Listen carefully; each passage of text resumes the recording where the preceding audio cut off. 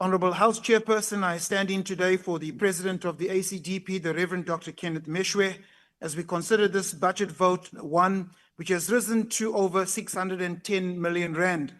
The ACDP understands that the Presidency serves as the apex office of the executive branch, acting as the central energy room of the South African government, driving implementation of policies, ensuring coordination, and providing strategic direction to achieve the country's developmental goals.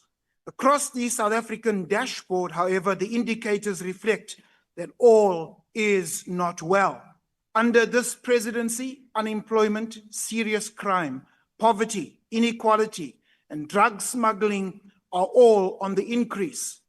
Our economy is stagnant, government debt increasing, electricity is fast becoming unaffordable, and our SOEs have been hollowed out through corruption and state capture.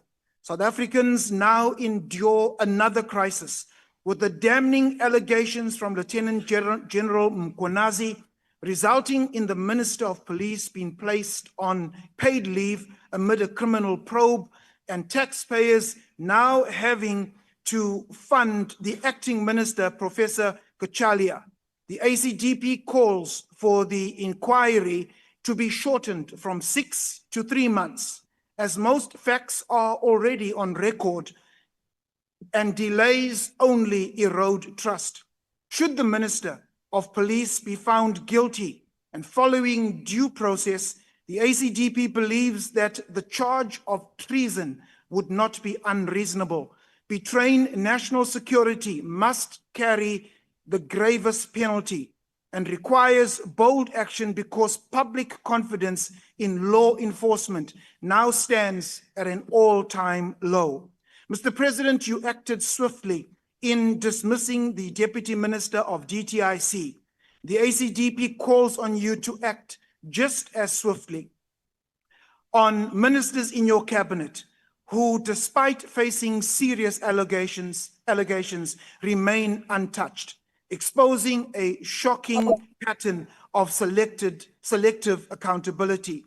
While some gains have been made through the presidency, namely the 30,000 jobs added in May through the presidential employment stimulus, and over a year with limited load shedding, the ACDP, South Africa, is not out of the woods, with many South Africans having to tighten their belts due to a stagnant economy.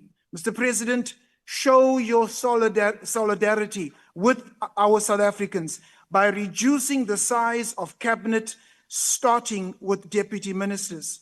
The ACDP calls on you, Mr. President, to ensure that whistleblowers are protected and applauded, not punished. We must never forget the sacrifice of Babita Deokaran, murdered for exposing corruption in the Gauteng Department of Health. South Africa does not need a wheelbarrow president who remains immobilized when left, but an agile, decisive president. We don't need a jawbone president jawing for commissions of inquiries and talk shops, but one whose words inspire, encourage, bringing meaningful change. Neither do we need a jellyfish president, but one with a backbone, able to act decisively against crime, corruption, wherever it may be found. Mr. President, it is said that the fish rots from the head. Honourable member, your time is now expired. Thank you.